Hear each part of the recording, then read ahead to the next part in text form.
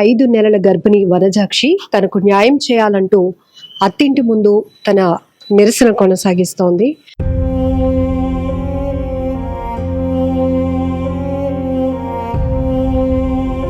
భర్త ప్రేమ అనేది లేదు నాకు. టార్చర్ అంటే ఇలా కాదు, ముగ్గురు కలిపి కొట్టడం, ప్రెగ్నెన్సీ తీసేమని టార్చర్ చేస్తుంటే నాకు భయం వేసి ఆ మాటకి నాకు ఇది చేయలేదు, ఇచ్చేసాడు మేడం. నువ్వు ఏడకు తల్లి తల్లి, ప్లీజ్ ప్లీజ్ ప్లీజ్ మా ప్లీజ్ ప్లీజ్.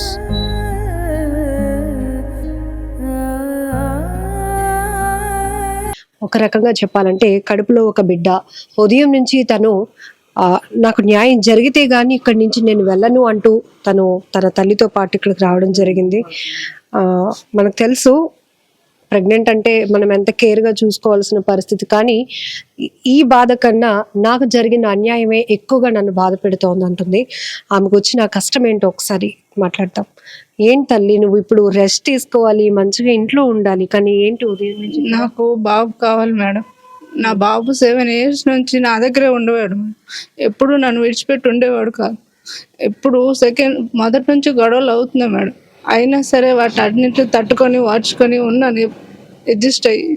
అయినా సరే వాళ్ళు నా మాట వినలేదు, నమ్మలేదు, నన్ను పట్టించుకోలేదు. నాకు కొట్టడం, తిట్టడం, చాలా టార్చర్ పెట్టాడు మేడం. టార్చర్ అంటే ఇలా కాదు, ముగ్గురు కలిపి కొట్టడం, డోర్ లాక్స్ చేసి ఎవరికి వినపడకుండా కనబడకుండా ఉండాలని. మా అత్తగారు, మా మామగారు, మా హస్బెండ్ మేడం. మా హస్బెండ్ జుట్టు పట్టుకుని వస్తే మా అత్తగారు వచ్చి బీప్ మీద ఎలా కొడుతున్నారు మేడం. మా మామగారు ముఖం మీద ఎలా కొడుతున్నారు, మూతి మీద వచ్చి మా ఆయనకి నీకు ఇల్లీగల్ ఎఫ్ఐఆర్ ఉంది కదని ఒకే ఒక మాట అన్నాను. ఆ మాటకి నాకు ఇది చేయలేదు, ఇరిచేసాడు మేడం.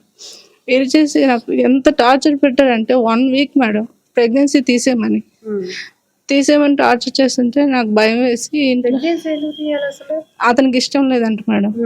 నాకు ఇష్టం లేదు, నేను పెంచలేను, నాకు చేత కాదు, నాకు స్తోమత లేదు అని చెప్పేసి తీసేయమని చెప్పారు మేడం. చేత కాదు, స్తోమత లేదు అంటే పెళ్లి ఎందుకు చేసుకున్నాడు? ఆ విషయం ఎన్నిసార్లు అడిగినా సరే నేను పెంచలేను, స్తోమత లేదు నాకు అని చెప్పేస్తున్నాడు మేడం. మా స్తోమత లేదు అంటే ఏం చేస్తాడు మీ ఆయన? WNS కంపెనీలో డిప్యూటీ మేనేజర్ గా చేస్తున్నాడు మేడం. నెలకి 40,000 జీతం వస్తుంది మేడం.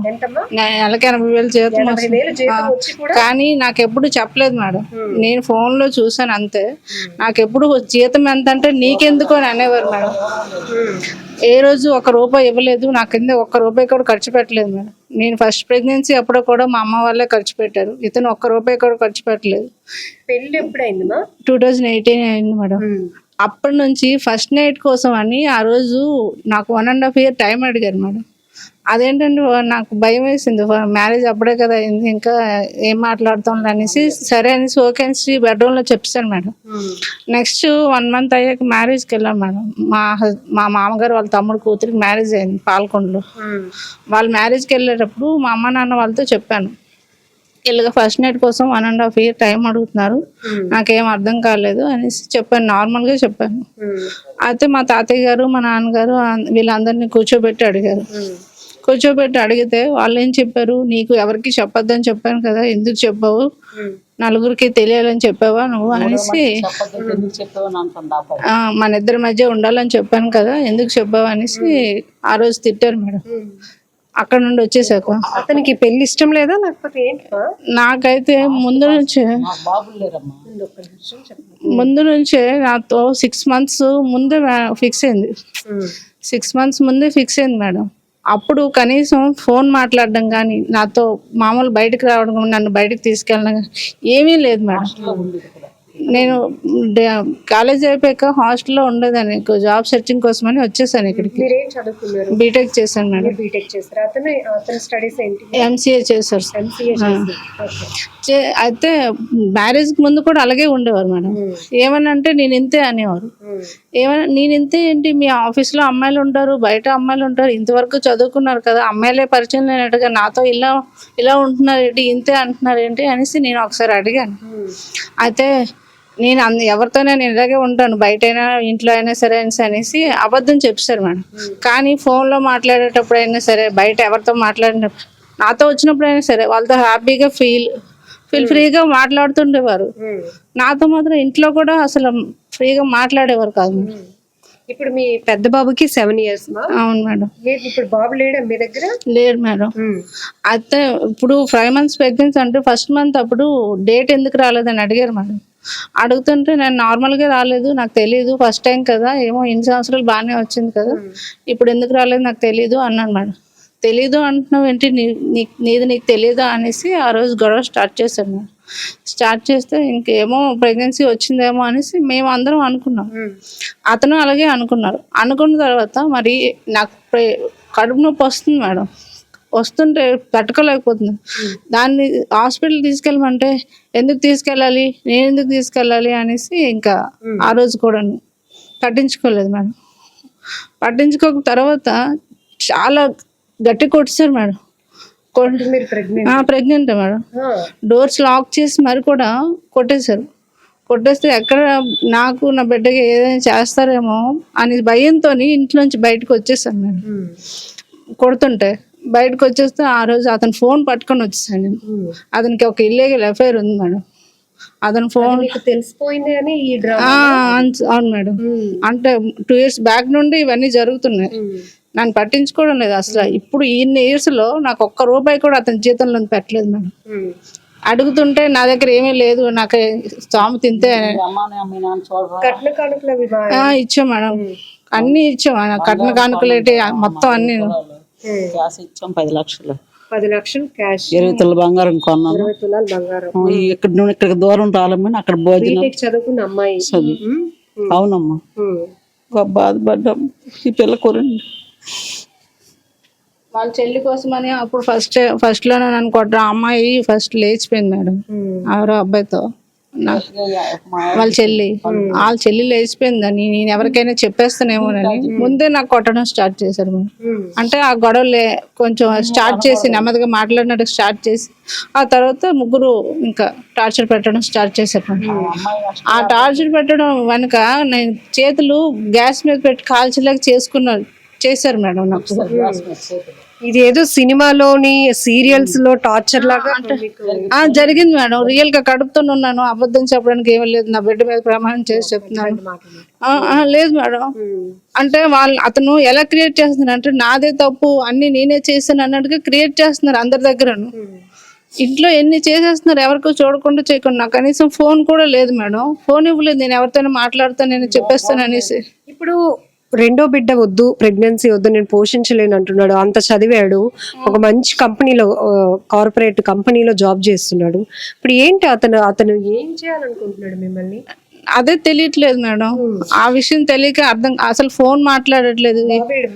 బాబు కూడా లేడు మేడం. నేను ఆ బాబు కోసం రేపు బర్త్డే మేడం బాబుది, బాబు కోసమనే వచ్చాను మేడం అంత దూరం నుండి. అసలు మేము పాల్కొండ దగ్గర వెళ్ళకూడదు, మేము పక్కన విలేజ్ మాది, శ్రీకాకుళం డిస్ట్రిక్ట్ మేడం. అయితే అక్కడ నుంచి బాబుతో మాట్లాడించట్లేదు, చూపించట్లేదు. కనీసం తీసుకొని రమ్మంటే నేను ఎందుకు తీసుకురావాలి, నేను తీసుకురాను, నువ్వు వెయిట్ చేసుకోవాలి. ఇప్పుడు చాలా అవసరం కదా మీ ప్రేమ. 7 సంవత్సరాలు ఆ బాబుని కూడా మార్చేసారు మేడం. బాబుని పిలిస్తే రావట్లేదు. ఆవిడది మా అత్తగారిది ఒరిస్సా సైడ్ మేడం. ఆవిడేదో ఇక్కడ ఉన్న వాళ్ళు అంటున్నారు, నాకు తెలియదు మేడం. మరి ఆవిడేదో మందు పెట్టేసినట్టుగా ఉన్నారు. ఒరిస్సా వెళ్ళి వచ్చింది, అప్పుడు ఆ అబ్బాయిని మార్చేసింది, వాళ్ళ వైపు తిప్పుకున్నారు, అందుకే నువ్వు పిలిచినా రావట్లేదు అని అంటున్నారు మేడం. ఇప్పుడు ఏంటి తల్లి, ఈ సమయంలో నీకు టైంకి అన్ని ఇవ్వాలి, అన్ని చూసుకోవాలి. నిజంగా చెప్తున్నాను, పట్టించుకోవట్లేదు మేడం. నేను ఎలా ఉంటాను మేడం బాబుని వదిలేసి? కొన్ని భర్త అంటే పట్టించి తల్లిదండ్రులు చూస్తారు. బాబుని 7 సంవత్సరాలు నా దగ్గరే ఉన్నాడు మేడం, ఒక్క రోజు కూడా విడిచిపెట్టలేదు. ఇప్పుడు కనీసం చూస్తానన్నా మాట్లాడుతానన్నా అసలు వద్దనేస్తున్నారు, ఇవ్వట్లేదు మేడం. బాబుని అసలు మాట్లాడించట్లేదు. నాకు నేను ఉండలేకపోతున్నాను ఇంట్లో అసలు. ప్రెగ్నెంట్ ఏంటి ఈ సమయంలో భర్త ప్రేమ చాలా అవసరం. లేదు మేడం, నాకు మ్యారేజ్ అయిన నుండి లేదు మేడం, భర్త ప్రేమ అనేది లేదు నాకు.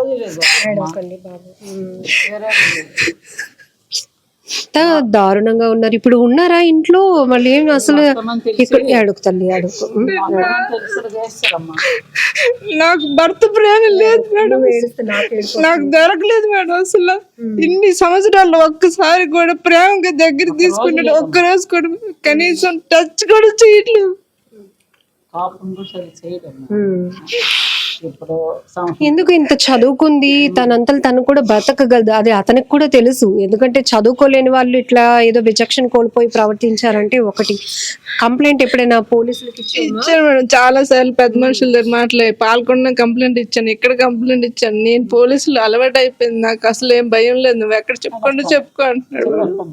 నువ్వే భార్య ప్రేమ లేదు, కడుపుతో ఉందని ఒక జాలి లేదు, ఏమీ లేదు. ఎట్లా ఇప్పుడు మీరు ఇక్కడికి వచ్చిన దగ్గర నుంచి బయటకైనా వచ్చారా మీ అత్త మామ? అసలు లేరు మేడం, ఎక్కడికి వెళ్ళిపోయారంట. మార్నింగ్ నేను వస్తానని తెలిసి వెళ్ళిపోయారు మేడం. ఎవరో చెప్పారు మా వాళ్ళు ఎవరో. ఇలాంటివి చూస్తే పెళ్ళిళ్ళు నువ్వు ఏడకు తల్లి, తల్లి ప్లీజ్ ప్లీజ్ ప్లీజ్ మా ప్లీజ్ ప్లీజ్ ఏడవకండి, స్ట్రాంగ్ గా ఉండాలి మీరు. ఎందుకంటే ఇంట్లో ఒంటరిగా కూర్చొని ఏడ్చిన రోజులు ఉన్నాయి మేడం. 10 సంవత్సరాల నుంచి రోజు నైట్ ఒంటరిగా ఏడుస్తున్నాడు మేడం, పట్టించుకోడు అసలు. ఏడవకు, ఒక్క నిమిషం ఏడకు, మీరు స్ట్రాంగ్ ఉండాలి మా ప్లీజ్ ప్లీజ్.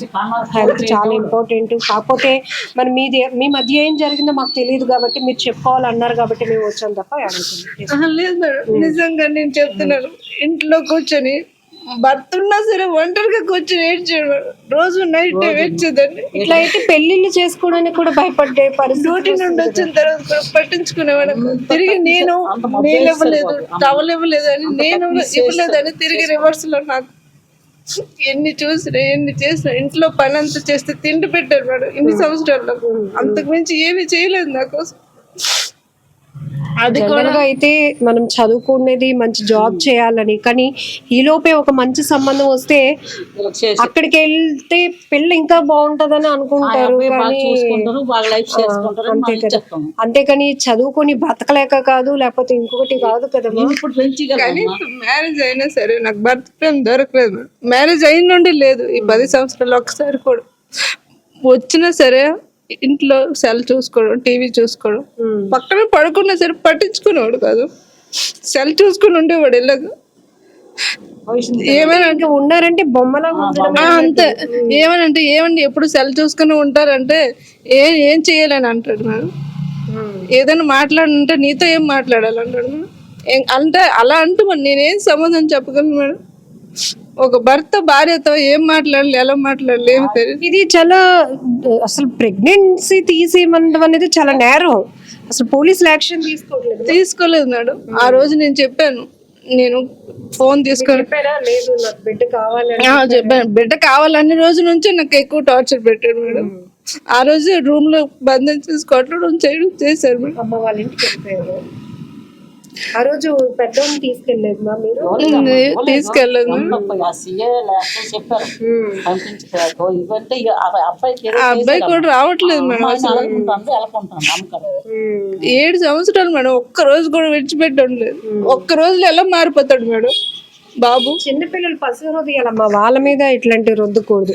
మీరు ఏడవకండి, మేము కూడా పోలీసులకు ఒకసారి మాట్లాడతాం. మేము కూడా అసలు మీరు ఇట్లాంటి పరిస్థితులు నార్మల్ గా ఉంటే ఎంత మీరు ఫైట్ చేసినా పర్వాలేదు, కానీ బిడ్డ ఆరోగ్యం కూడా ఇంపార్టెంటే. ఒకవైపు హాస్పిటల్ కి లేదు, పట్టించుకోవడం లేదు. కనీసం తిన్నావా, ఉన్నావా, ఎలా ఉన్నావా, అది కూడా లేదు మేడం. ఫోన్ అసలు చేయడం లేదు.